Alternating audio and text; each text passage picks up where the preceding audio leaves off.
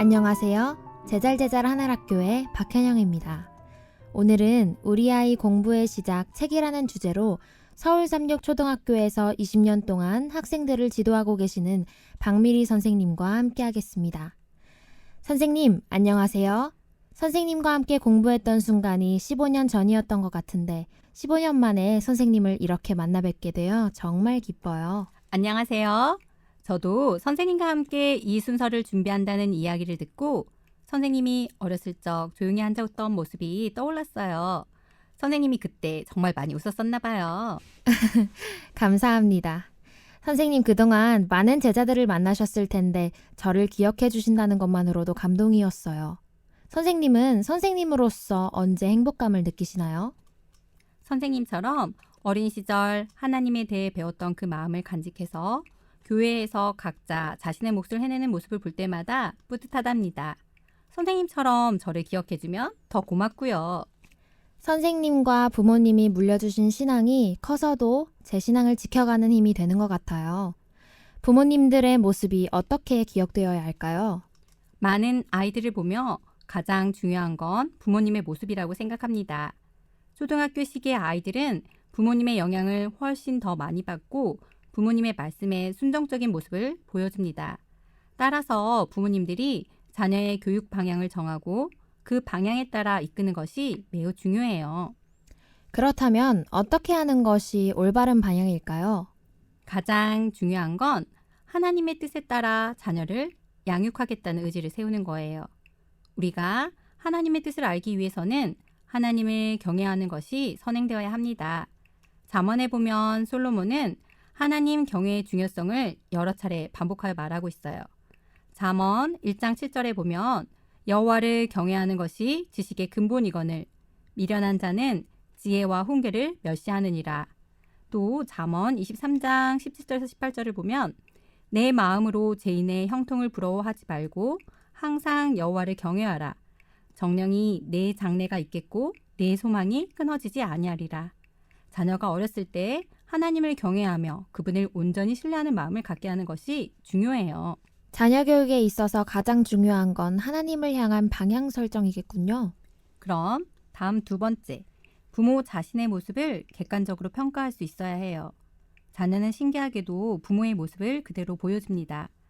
따라서 부모가 자신이 바라는 모습으로만 아이들을 키우게 된다면 아이들과 갈등이 생겨요. 사람마다 자신이 가지는 허용범위나 중요하게 생각하는 것들이 다르죠. 부모님들 자신이 괜찮다고 생각하는 것과 절대 안 된다고 생각하는 부분을 먼저 확실히 알고 자녀 교육의 방향을 정하는 것이 좋아요.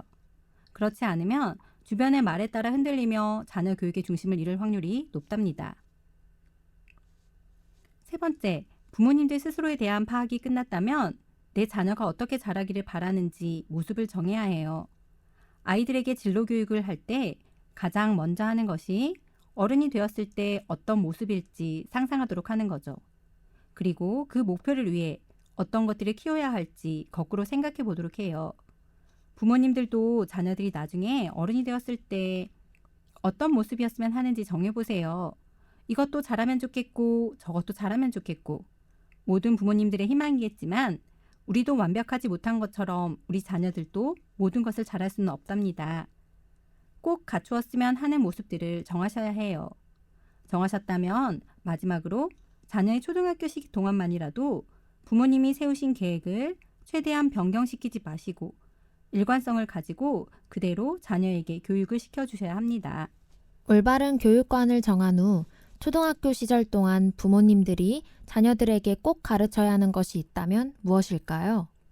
제가 많은 학생들을 가르치며 또 저희 자녀들을 키우며 여러 가지 모습 중 꼭 갖추었으면 하는 두 가지가 있습니다. 첫째, 감사하는 마음. 둘째, 독서하는 습관입니다. 독일의 철학자 괴테는 이 세상에서 가장 쓸모없는 인간은 감사할 줄 모르는 인간이다 라고 하였습니다. 세자녀 지도법 146페이지에도 쾌활하고 감사하며 우리를 사랑해 주신 그 큰 사랑을 인하여 하나님께 감사를 표현하도록 영혼을 교육시키라고 되어 있습니다. 제가 지금 1학년 담임을 하고 있는데요. 1학년은 아직 학생보다는 아기 같은 느낌이 들 때가 많습니다. 때도 많이 쓰고 저한테 해달라는 게 굉장히 많아요. 마치 30명의 엄마가 된 느낌으로 아이들과 생활하고 있는데요. 선생님으로 모든 아이들을 사랑하지만 그래도 가장 예쁜 친구가 한 명 있습니다. 감사할 줄 아는 친구예요. 물론 감사합니다 라는 말도 많이 하지만 그 아이가 하는 행동을 보면 정말 제가 해주는 작은 것에도 감사하는 마음을 가지고 있구나 라는 생각이 들어요. 그래서 그 아이에게 다른 아이들보다 무언가 더 많이 해주고 싶다는 생각을 하게 되거든요. 감사하는 마음이 정말 중요한 것 같아요. 다른 사람들에게 감사하는 마음을 가지면 어떤 상대이든 그 사람에게 호감이 생겨 긍정적인 상호작용을 주고받게 되고 또 아이들 스스로에게도 도움이 많이 될 것 같아요. 감사하는 마음을 가진 아이들은 자존감도 커지고 실패의 경험을 하게 되더라도 그 속에서 감사할 수 있는 것을 찾을 수만 있을 것 같거든요.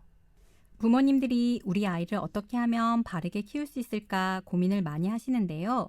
부모의 마음처럼 여러 가지 것들을 아이에게 모두 다 심어주기는 참 힘들어요. 그래서 제가 고른 한 가지가 바로 감사하는 마음입니다.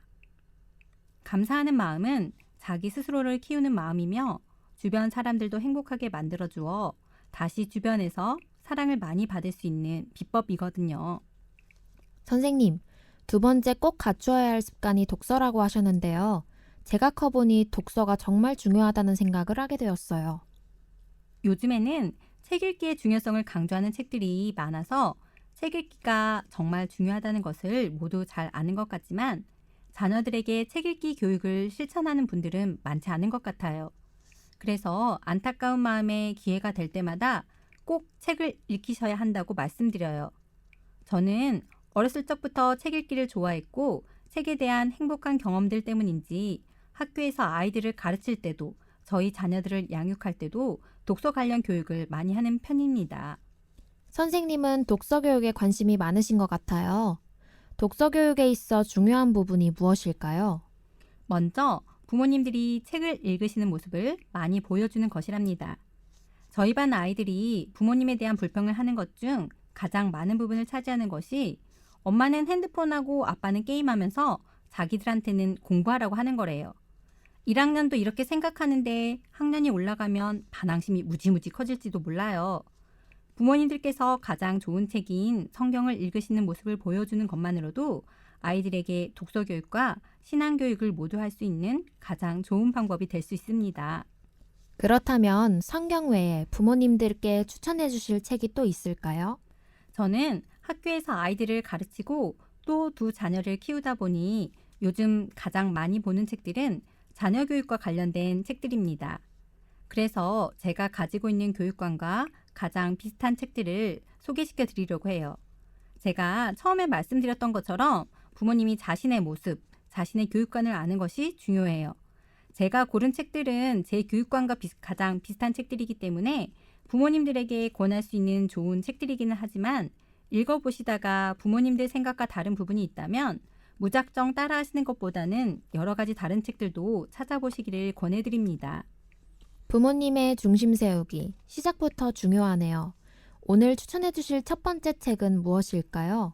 부모님들이 많이 접하시는 독서교육 관련 책 중 제가 오늘 고른 책은 앞으로 소개해드릴 책들과 통하는 부분이 많은 책으로 골라봤습니다.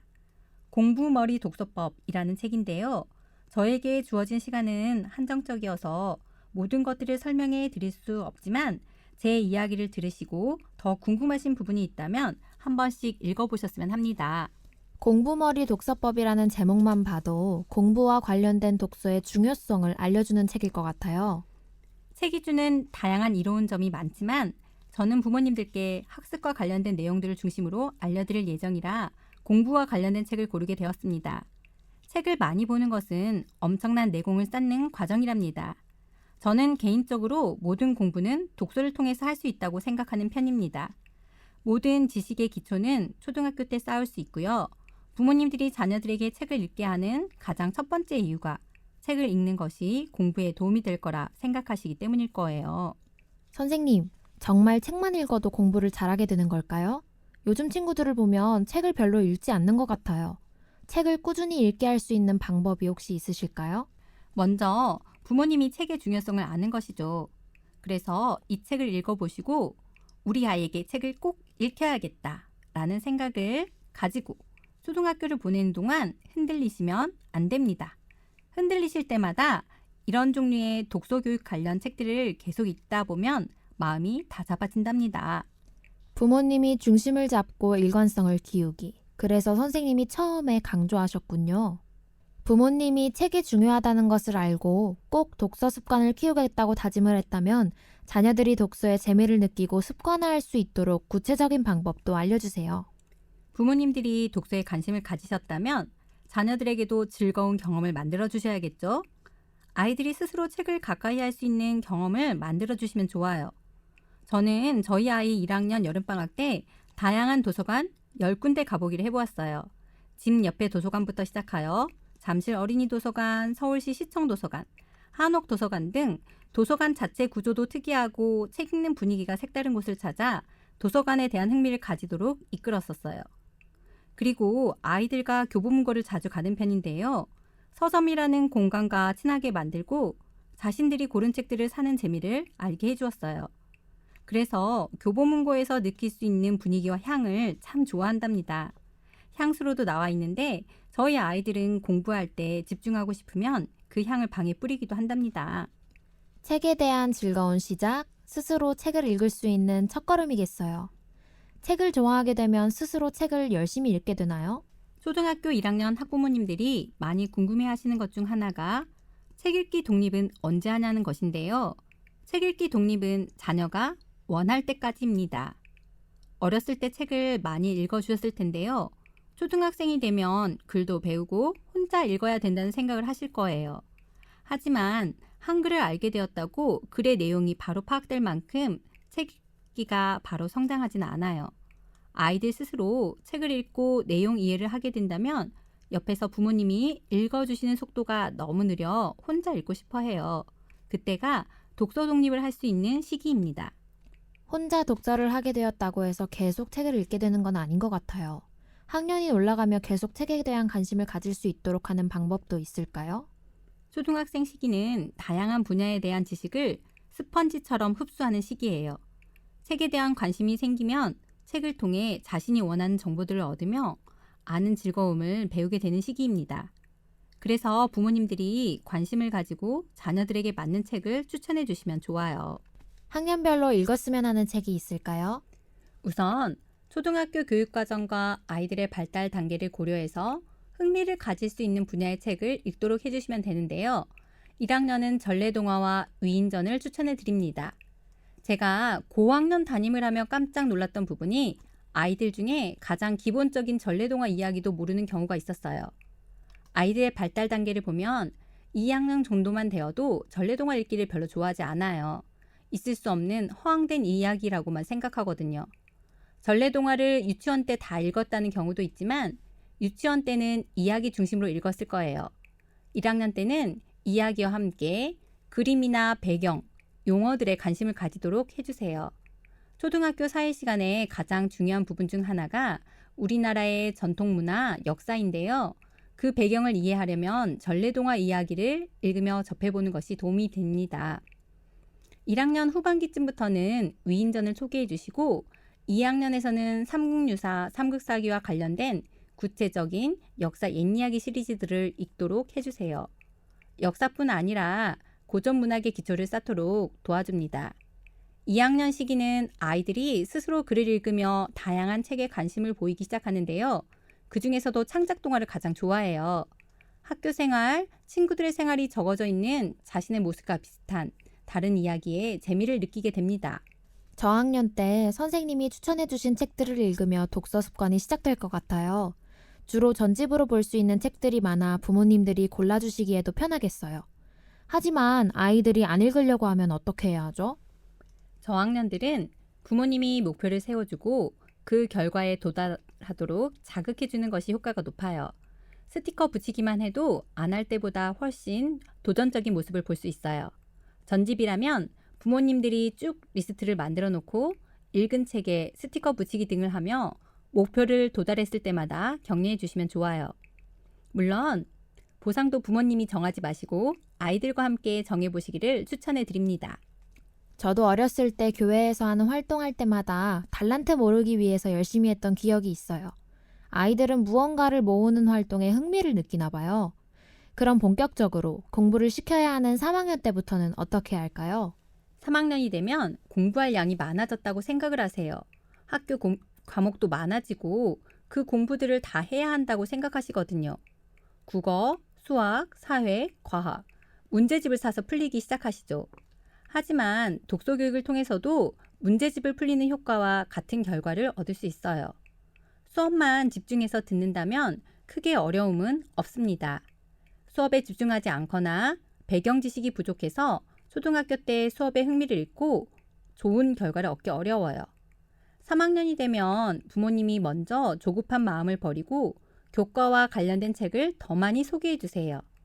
참 잘했어요 시리즈처럼 초등교과 관련 도서들이 요즘에는 다양하게 나와 있기 때문에 책을 골라주시기 힘들다면 교과 관련 책들을 사주셔도 돼요. 4학년이 되면 자녀들이 점점 자신의 생각을 부모님들께 표현하는 시기입니다. 따라서 4학년부터는 일방적으로 강요하는 독서로는 효과를 볼 수 없어요. 자녀들이 호기심을 보이는 분야를 보면서 관련된 책들 서너 권에 부모님이 꼭 읽히고 싶은 책 한 권을 끼워서 슬쩍 건네보시는 것이 호기심을 확장시킬 수 있습니다. 그리고 과학 잡지, 독서 잡지들을 구독해서 관심 있는 부분들을 찾아보도록 해주세요. 3, 4, 5학년 사회에는 역사 관련 내용이 많이 나와요. 그래서 이 시기에 자녀들과 함께 우리나라 역사와 관련된 책도 많이 읽혀주시고 여러 박물관, 과학관에 현장 체험을 다니시면서 호기심을 가지도록 도와주셔야 합니다. 3, 4학년 시기는 자녀들의 독서 영역을 확장시킬 수 있는 가장 중요한 시기일 것 같아요. 이때 자녀들에게 잘 맞는 책을 많이 소개시켜주는 것이 중요하겠어요. 그럼 이제 고학년이 되면 어떤 책들을 읽혀야 할까요? 5, 6학년이 되면 친구에게 관심이 많아져요. 친구들과 대화할 수 있는 이야기거리가 필요하죠. 그래서 책보다는 텔레비전, 핸드폰, 컴퓨터 게임을 더 좋아합니다. 하지만 이 시기에 독서 습관을 놓치게 되면 책과 멀어지게 되고 공부를 하면서도 한계에 부딪히는 경험을 많이 하게 됩니다. 이 시기에는 고전 읽기를 시작해 보세요. 고전이라고 하면 특별하게 생각하시기도 하지만 재미있게 읽을 수 있는 책들로 시작하시면 됩니다. 우리나라 지도, 세계 지도를 보며 지리적 감각을 키우는 한편 세계지리, 세계사와 관련된 책들을 읽도록 하여 세계관을 확장시켜 멀리 넓게 볼 수 있는 시야를 가질 수 있도록 도와주세요. 책이 두꺼워지기 때문에 책을 긴 호흡으로 쭉 읽거나 잠깐씩 짬을 내어 꾸준히 읽을 수 있는 독서 환경을 만들어 주어야 합니다. 또한 수학자가 들려주는 수학 이야기나 과학자가 들려주는 과학 이야기처럼 좀 더 깊이 있는 분야를 공부할 수 있는 책들도 추천해 주세요. 이제 중학교에 올라갈 준비가 필요하겠죠? 고학년이 되면 읽어야 할 책이 정말 많겠어요. 그런데 요즘 초등학생들이 더 바쁜 것 같은데 이런 독서 시간 가능할까요? 부모님들이 고학년이 되면 자녀들을 학원에 보내기 시작합니다. 학원은 자녀들이 공부할 수 있도록 특별한 것을 해주지는 않아요. 부모님들이 학원을 보냈을 때는 자녀들이 소화할 수 있는 범위에서 보내주셔야 해요. 그리고 학원을 통해서 어떤 부분을 보충해야 할지를 정하고 그에 맞는 학원을 선택하셔야 해요. 자녀들에게 책을 읽을 수 있는 충분한 시간을 확보해 주시는 것이 중요합니다. 그리고 그 시간 동안은 핸드폰이나 텔레비전, 컴퓨터 등은 절대 보지 않도록 하여 책을 읽게 해주셔야 해요. 책을 읽지 않으면 좋은 학원을 다닌다고 해도 중고등학교 때 성적이 오를 수 있는 부분이 그리 크지 않고 한계에 도달하게 됩니다. 책 읽기를 싫어하는 아이들에게 어떻게 책을 읽도록 할 수 있을까요? 5, 6학년 아이들은 판타지나 청소년 소설에 관심을 보이는 아이들도 많습니다. 청소년 소설도 많이 출판되어 어린이 동화, 어른 소설이 아닌 고학년, 중학생들을 위한 재미있는 소설들도 많이 있어요. 부모님들이 읽어보셨던 고전들도 좋지만 요즘 새로 나오는 책들에도 관심을 가져보시면서 청소년 문학상을 수상한 좋은 책들을 찾으실 수 있습니다. 또한 고학년이 되면 친구를 좋아하기 때문에 마음에 맞는 친구들과 독서 토론 수업을 진행해 보는 것도 독서에 흥미를 가지게 할 수 있는 방법입니다. 선생님, 좋은 책을 고르는 기준이 있으실까요? 가장 좋은 책은 자녀들이 재미있어 하는 책이에요. 그래서 자녀가 읽고 싶어 하는 책을 사주는 것이 중요하죠. 하지만 학습 만화나 폭력적이고 정서를 해치는 책은 도움이 되지 않기 때문에 살펴보고 사주시면 좋습니다. 독서 관련 잡지들을 보면 전문가들이 한번 확인 후 책을 소개해주고 있기 때문에 자녀들이 이런 잡지책 소개를 보다가 이 책 읽고 싶어요 라고 할 때 그 책을 사주시면 좋은 책을 고르실 수 있어요. 그리고 책 뒷부분에는 보통 다른 책들을 소개하고 있습니다. 그 부분을 보며 또 다른 책을 사달라고 하면 또 그 책을 사주어 책에 대한 흥미를 잃지 않게 꾸준히 읽는 연결고리를 만들어주는 것도 방법입니다. 선생님 말씀을 들으니 책 읽기가 중요했다는 것을 다시 한번 깨닫게 됩니다. 저도 아직 늦지 않은 거겠죠? 물론이죠. 저도 제가 아이들을 가르치며 배운 경험들과 새로 읽는 책 속에서 더 전문적인 지식을 쌓고 있습니다. 삶은 경험과 독서가 함께 뒷받침되어야 한답니다. 책을 읽게 하는 방법들에 대한 좋은 아이디어도 많이 얻었어요. 다음 시간에 들을 초등학교 시기의 언어 교육인 국어와 영어 교육 방법들에 대한 선생님의 비법들도 무척 궁금해집니다. 저의 교육 철학의 가장 기본은 책 읽기에서 시작합니다. 다음 시간에 이어질 내용들도 오늘 설명해드린 독서 교육과 연결지어 구체적인 방법들을 더 설명해 드리겠습니다. 감사합니다.